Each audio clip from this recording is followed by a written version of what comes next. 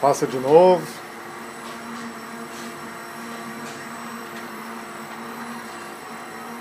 Pega um produto ruim aí também. Esse aí tá ruim, né? Isso, não tá ruim.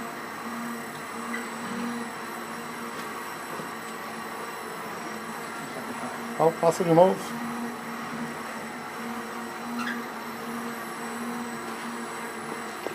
Aperta ele aí pra gente ver como é que tá. Bem fofo, né?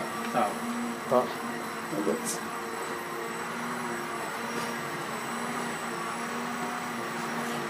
Esses são os resultados.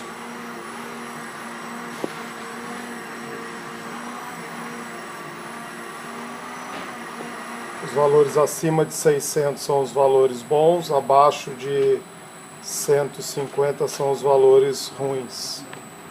É possível pegar aqui.